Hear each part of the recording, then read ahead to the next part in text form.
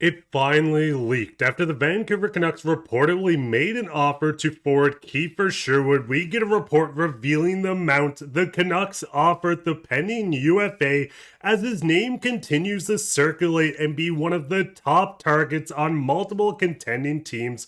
But not only that, we get multiple updates surrounding the team as well, with two more players being named to represent their country in the Olympics and another player returning from injury. There's so much to break down in this, and you're not going to want to miss it. So the big thing with the Canucks, and before we get into these reports and the dollar amount the Canucks reportedly offered Kiefer Sherwood, let's have a look at some players returning from injury and being named to their Olympic rosters.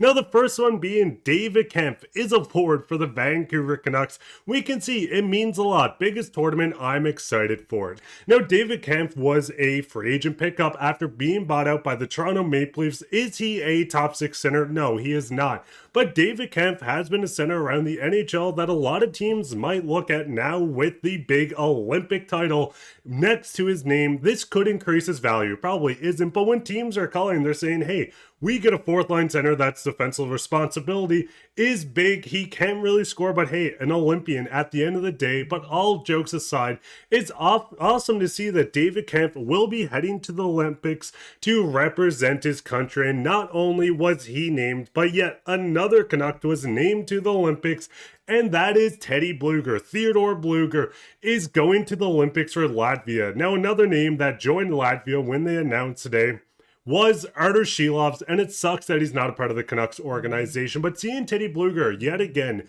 another very interesting name within the Canucks world when it comes to the trade front. Teddy Blueger actually did just return to practice in his non-contact jersey after being out for a sizable amount of time. We've seen him return in the Washington game, get hurt, leave, and then not return to the Canucks since then. But Teddy Blueger is a name, and when looking at the rest of the market when it comes to guys that are going to hit the trade board, the Vancouver Canucks have the luxury of having multiple centers that teams can acquire with a cheap cap hit. David Kampf, of course, Teddy Blueger is another one. These guys are going to be perfectly fit within contending teams, both pending UFAs, that the Vancouver Canucks can dangle around in trade talks. We know both guys are out right now, Teddy Blueger being one. We have Filip Hronek, Conor Garland, Marco. But with a lot of these guys set to return in the near future, of course, Teddy Blueger is set to return very soon as he's back on the ice. The Canucks have the opportunity to start giving these guys more of a light and shine them in front of other teams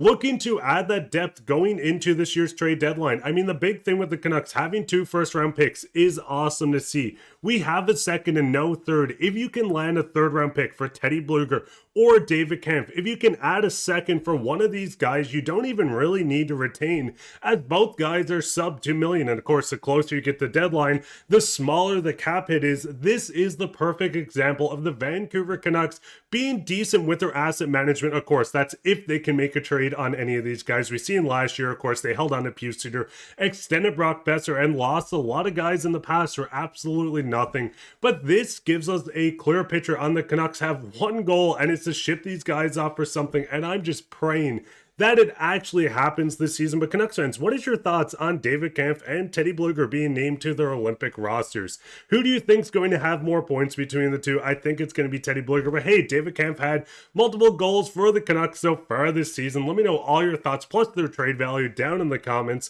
But with that, let's just dive straight into the second topic today, where we do know the Canucks are fielding offers on one of the hottest names on the market right now, and that is Kiefer Sherwood. And we do see a report coming from Rick Dhaliwal via Donnie and Dolly, of course, going in and say the Canucks made a very respectable offer to Kiefer Sherwood over the weekend. Sounds like the offer was in the $4 million a year range and medium term on years.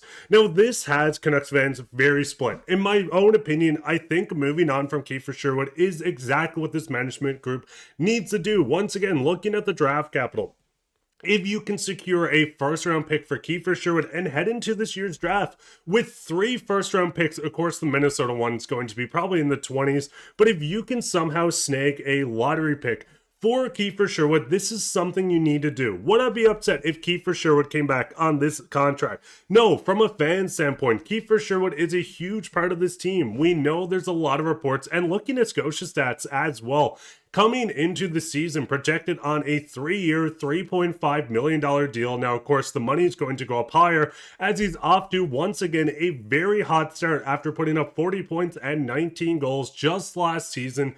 Kiefer Sherwood is going to be a very hot name. As a fan of this team, it's very nice to see that Kiefer Sherwood is still getting offers. This is a management group that's not just looking at this and saying, hey, we're going to let you sit in the dark and risk things where you go into the trade deadline. If you don't get your return, you lose them for nothing.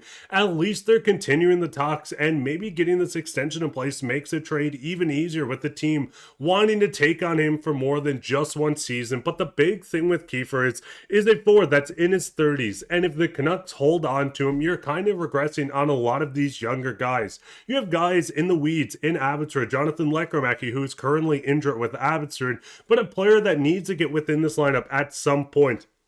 We see the conflicting reports of the Canucks are offering him contracts, but they're still open for business. Conor Garland, who I do not think is going anywhere, Daddy Blueger, Kiefer Sherwood, there's a number of players that they're listening on. I think this is the management group playing 3D chess with people. A lot of teams are playing checkers. They're sitting down to play chess to say, hey, you're offering us something. We don't like what you're offering. Why don't we talk on a contract? Maybe this pressures other teams into trying to sign Kiefer Sherwood, who once again, 17 goals in 41 games. He's going to eclipse his 19 goals season high last season in 79 games. Yes, the assists are down, but this is a goal scorer that's going to hurt anyone that's in front of him when throwing hits. Fence, what is your thoughts on this? I know a lot of people are looking. Braden Cooch just recently came out and said, hey, when I was with the Canucks in training camp in the preseason, going into the first couple of games, Kiefer Sherwood was huge for me. He kind of guided me. He worked with me. He helped me develop and get comfortable. Having players like this is awesome, but at the end of the day, with asset management, with what this management has proven in the past, Zadorov, Lindholm, how many names do I have to go through? This is the perfect time for them to kind of tidy up their mistakes, get a very good return for Kiefer Sherwood, and head into this draft with as much draft capital that is humanly possible, because this is a management group that has failed to get draft capital in the past, and I think this is the perfect opportunity to win the fan base over, at least show that you're competent of running this team. And I shouldn't say that, but what's your guys' thoughts on everything in this? What's your thoughts on Kiefer Sherwood? Do you trade him? What do you want in return? Would you rather younger players that we've seen in the Quinn Hughes trade, or do you rather straight draft capital to go after another name? Maybe you want Caleb Malhotra, Manny Malhotra's son, in the mid-teens of this draft. Let me know all your thoughts down in the comments. And speaking on comments, let's go straight into comments today. Coming through Fabled Hero.